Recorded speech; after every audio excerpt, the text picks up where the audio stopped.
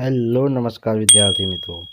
ધોરણ 9ની અંદર દ્વિતીય પરીક્ષા આવી ગઈ છે, તો દ્વિતીય પરીક્ષાના આપણે ગાલા અસાઇનમેન્ટનું સોલ્યુશનની ચર્ચા કરી રહ્યા છે વિદ્યાર્થી મિત્રો। તો ભાગ 1ની અંદર આપણે ગાલા અસાઇનમેન્ટની અંદર વિભાગ એની અંદર આપણે વિકલ્પોની ચર્ચા કરી। હવે વિભાગ એની અંદર આપણે એક વાક્ય અથવા એક શબ્દોમાં પ્રશ્નોના જવાબની ચર્ચા કરીશું। તો વિદ્યાર્થી મિત્રો, પ્રકરણ 1 પ્રથમ પરીક્ષાના અભ્યાસક્રમમાંથી છે આપણી પાસે। તો સૌથી પહેલા પ્રશ્નો છે આપણી પાસે, નીચેનામાંથી કયો પદાર્થ ઉર્ધ્વપાતન પામે છે? તો અહીંયા આપણને શબ્દો આપ્યા છે કપૂર, કોપર સલ્ફેટ, પોટેશિયમ પરમેંગનેટ। તો સાચો જવાબ છે વિદ્યાર્થી મિત્રો કપૂર।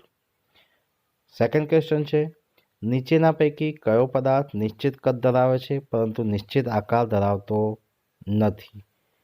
અહીંયા શબ્દો આપ્યા છે લાકડું, ઓક્સિજન અને પાણી। તો પાણી જે છે એ નિશ્ચિત આકાર ધરાવતો નથી। નીચે પૈકી ત્રીજો પ્રશ્ન છે, નીચેના પૈકી કયો પદાર્થ ચોક્કસ કદ આકાર ધરાવે છે? તો જવાબ છે વિદ્યાર્થી મિત્રો, અહીંયા ઓપ્શન આપ્યા છે લોખંડનો ટુકડો, કેરોસીન અને હવા। તો ચોક્કસ કદ અને આકાર ધરાવે છે તો લોખંડનો ટુકડો। ચોથો ક્વેશ્ચન છે, નીચેના પૈકી બરફનું ગલનબિંદુ કેલ્વિન માપ ક્રમાંકમાં કયું છે?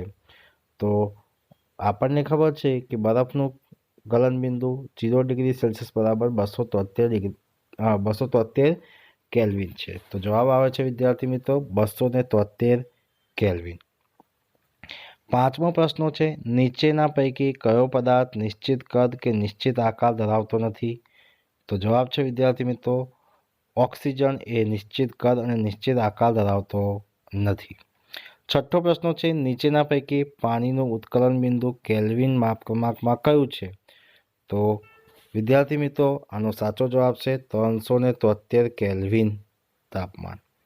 ત્યારબાદ આપણે વિદ્યાર્થી મિત્રો વાત કરીએ પ્રકરણ 2 પ્રથમ પરીક્ષાના અભ્યાસક્રમમાંથી।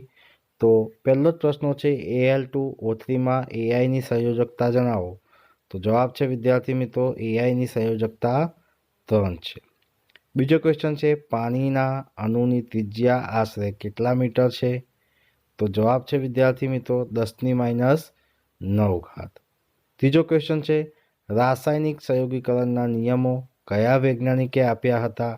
તો આપણને ખબર છે કે રાસાયણિક સંયોગીકરણના નિયમો લેવોઇઝરે નામના વૈજ્ઞાનિકે આપ્યા હતા। ચોથો ક્વેશ્ચન છે વિદ્યાર્થી મિત્રો, C2H5OHની પરમાણ્વીયતા જણાવો।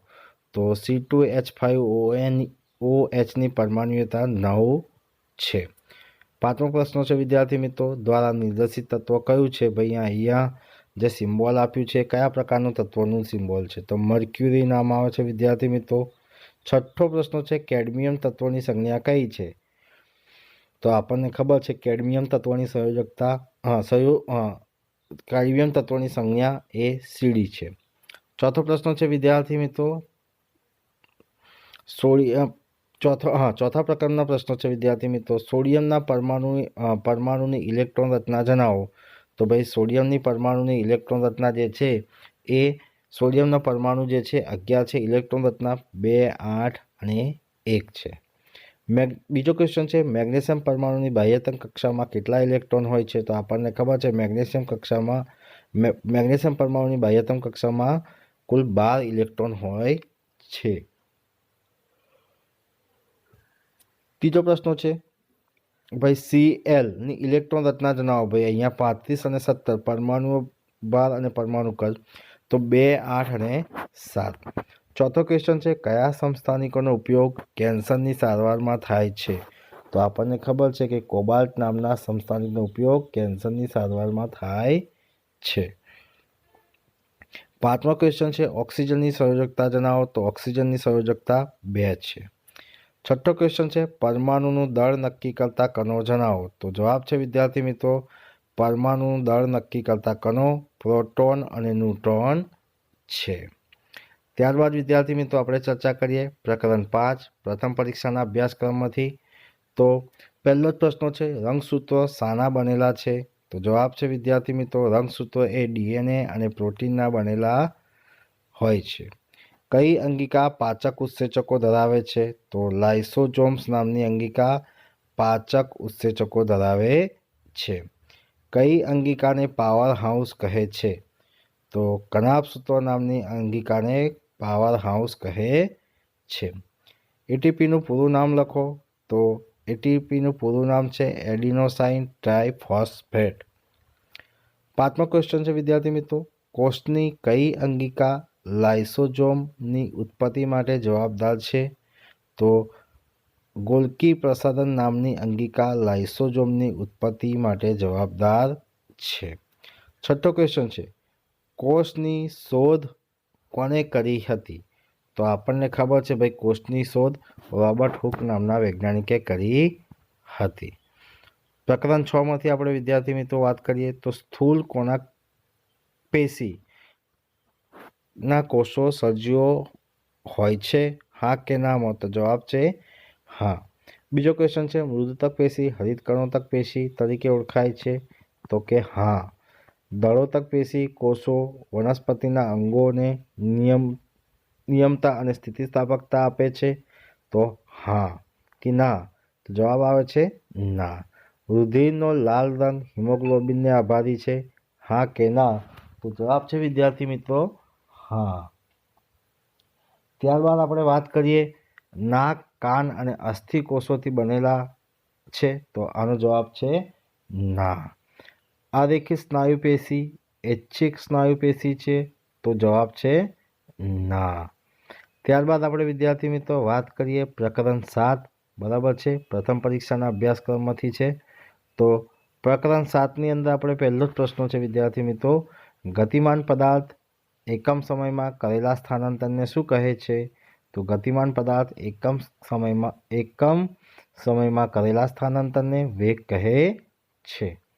બીજો ક્વેશ્ચન છે, પદાર્થ કાપેલા અંતરને બદલાવવાના દરને શું કહે છે? તો ઝડપ કહે છે. ત્રીજો ક્વેશ્ચન છે, વેગ અને સમય ટી આલેખ અને સમય અક્ષ વડે ઘેરાતા બંધ ગાળાને ક્ષેત્રફળને શું દર્શાવે છે? તો સ્થાનાંતર દર્શાવે છે. ચોથો ક્વેશ્ચન છે, મીટર પર સેકન્ડ કઈ ભૌતિક રાશિનો એકમ છે? તો વેગ.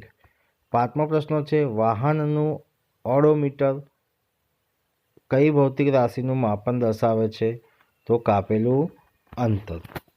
6થો પ્રશ્ન છે, વાહનનો સ્પીડોમીટર કઈ ભૌતિક રાશિનું માપન દર્શાવે છે? ઝડપ. ત્યારબાદ વિદ્યાર્થી મિત્રો આપણે વાત કરીશું પ્રકરણ 9. પ્રકરણ 9ની અંદર આપણી પાસે કયા પ્રકારના પ્રશ્નો પૂછ્યા છે એની આપણે ચર્ચા કરવાના છે.